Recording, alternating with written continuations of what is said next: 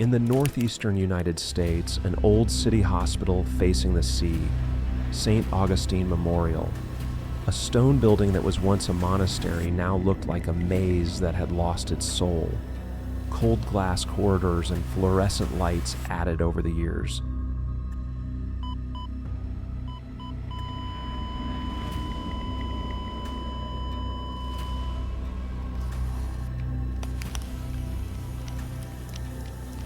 That night, the monitors hissed all at once. In the ICU, a flat line, beep. And in the middle of the hush, a muffled whisper was heard. Don't stop recording. Don't stop the recording. As if silence had spoken. I am Eliza Ward. Every time I say, I'm not losing my mind, my voice cracks a little more. Police reports say complex post-traumatic hallucinations. My neighbors hang charms on their balcony windows. My mother tries not to cry on the phone. 3 months ago, in my apartment in Brooklyn, at 13 past 3 in the night, that cursed hour, I woke and went to the bathroom.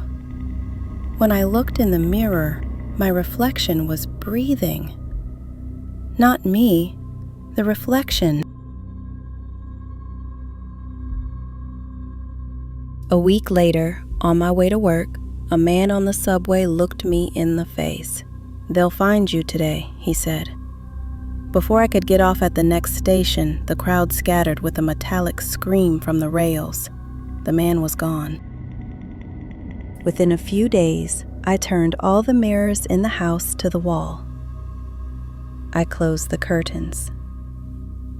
Then the whispers began. From the water pipes, from the refrigerator motor, from the neighbor's TV static.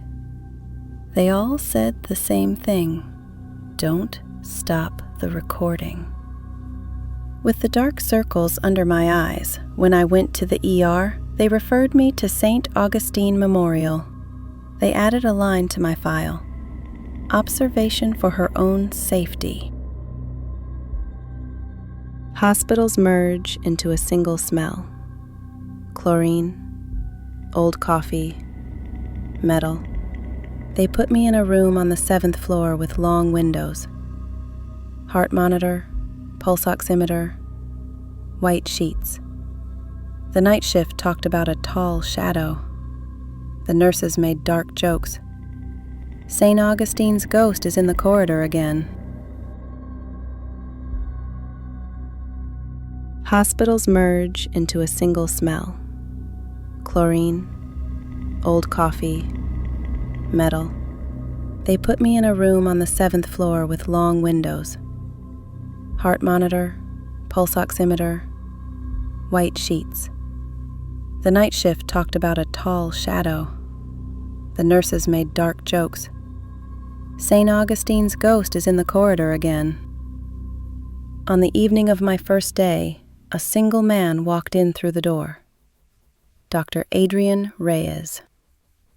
Dual specialty in internal medicine and neurology. A tired kindness in his eyes. Ms. Ward, I want to hear your story from the beginning, he said. Will you listen to me? Really? My job is to listen. Everything begins with sound. He smiled slightly. He placed a small black recorder at my bedside. Just talk. Even if a whisper comes. Especially if it comes. Record it. That's what set him apart from the first moment. He didn't say, "You need to sleep, calm down," like the others. He said, "Record." At 13 past 3 on the second night, the hospital silence clung to the windows. The steady tone of the monitor was broken for a moment by static. I turned on the recorder. Its red light came on. Eliza, don't stop recording. My throat went dry. I leaned toward the recorder's microphone. "Who are you?" The answer came inside the room, from between the walls. "I see what you cannot see. When you do not hear, I hear. Do not open the door." The door? I looked at the door. It wasn't locked. Fluorescent light seeped in from the corridor. I heard footsteps. The doorknob twitched. The heart rhythm on the screen became a straight line for a moment. Then, just like in the prologue, that single sentence, "Don't stop recording." I held my breath. The doorknob stilled. The shadow passing in the corridor had no reflection in the glass. In the morning, Dr. Reyes came. Dark circles, hair tousled. "I listened to all of it," he said, holding up the recorder. "You think I'm crazy?" "No," he cut me off. "The voice you heard is within the monitor's frequency range. There's a pattern inside the static." He pulled out a sheet of paper from his desk. He had scribbled a signal graph. "Look, the human voice lives roughly in a fundamental range of 85 to 255 hertz.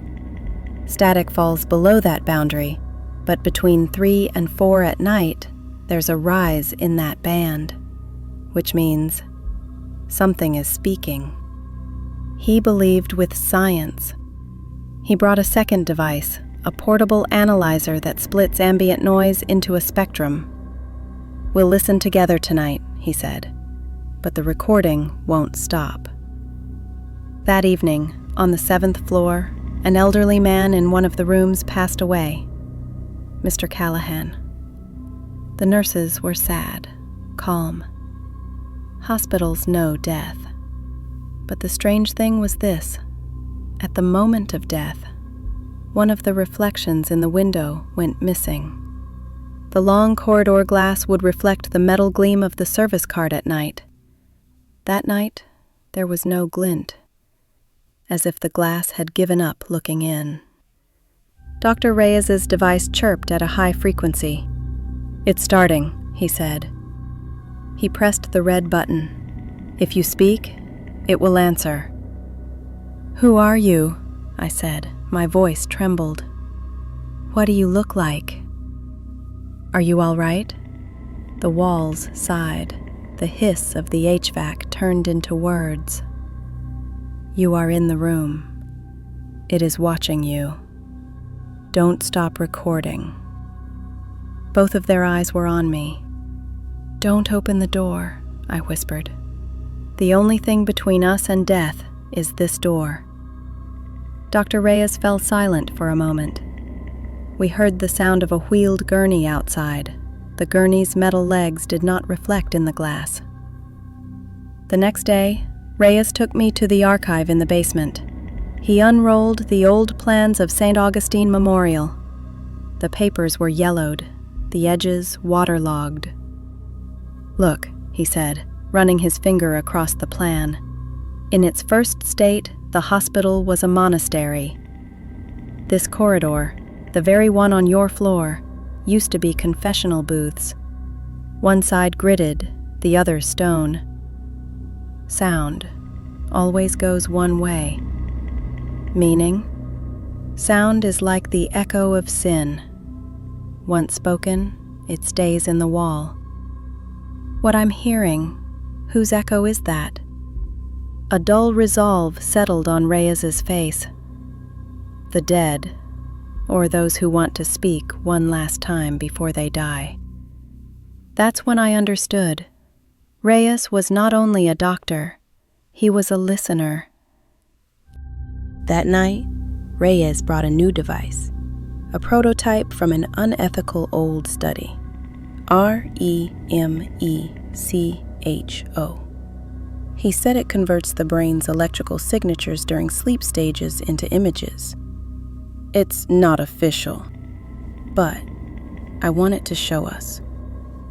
A mask was strapped to my face. Wires were placed on my scalp and temples.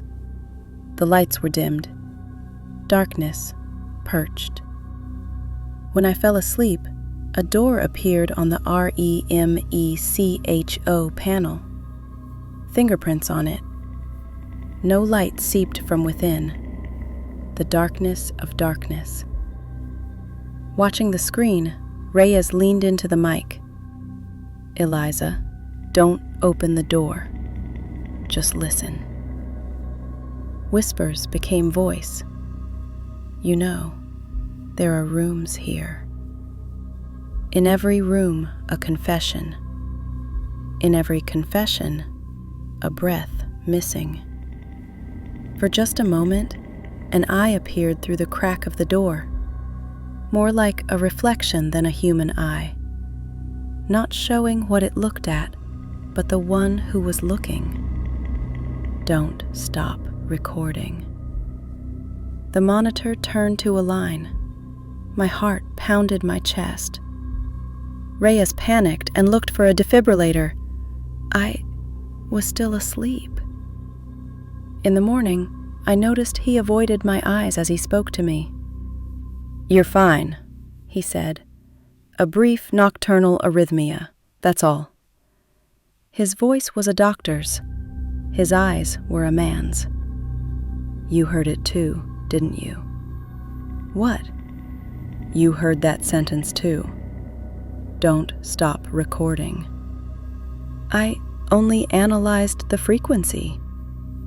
He wasn't lying. He was lying to himself. From that day on, the watch on Reyes's wrist seemed always to read 3:13. Wherever I looked, the edges of his eyes carried the crust of sleeplessness. 3 days later, at shift change, they couldn't find me in my bed. Where was I? I was in my recording room. The stairs down to the basement narrowed. The stone walls were wet. At the very end of the archive, there was a room with a wooden door and a small grated window. A rusty plaque read, ECHO. I pushed the door. Inside, a table, a chair, a microphone. I sat at the table. I turned on the recorder. "Eliza, speak. Who are you? Promise me, don't stop the recording. Remember me. I am Lydia." Lydia.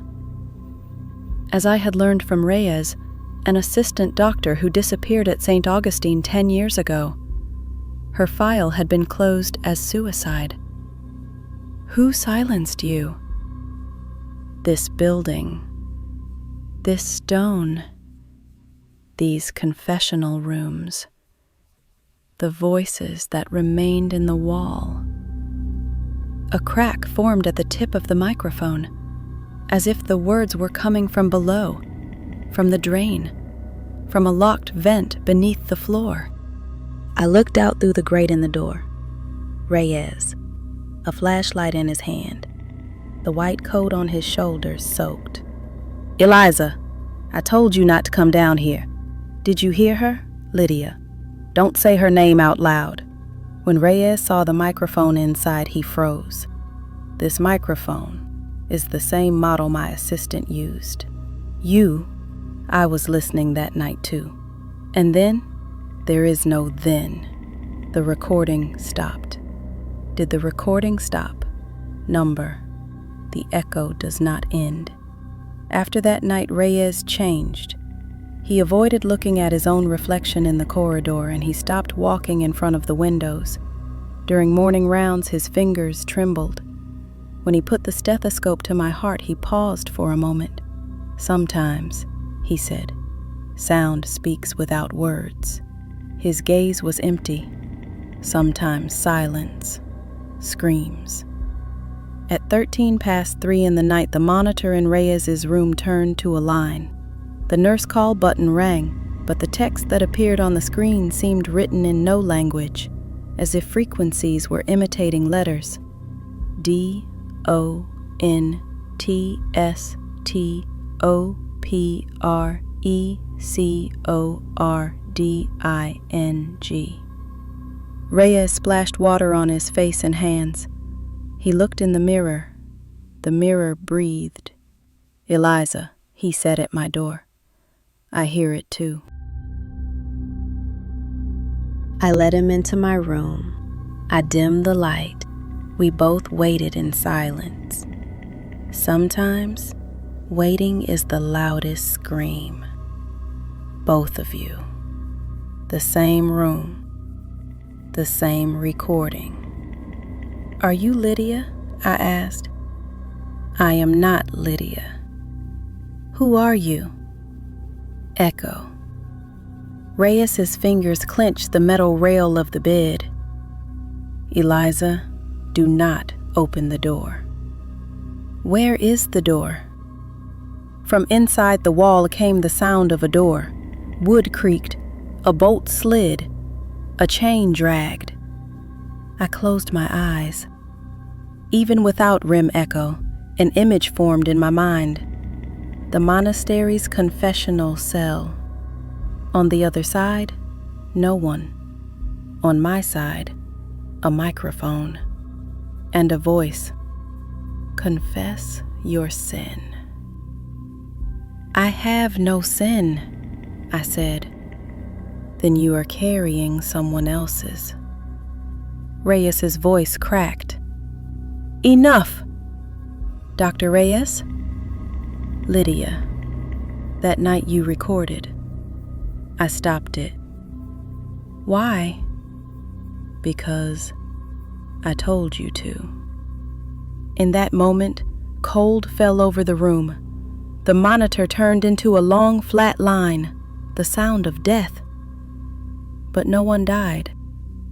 Don't stop recording. Reyes took me to the archive. This time he opened a locked drawer. He took out a 1-cassette box.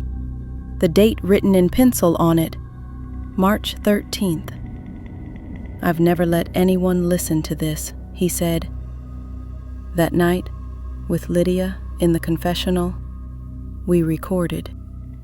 She heard something." I opened the door. He placed the cassette into an old tape deck. Hiss. A long silence.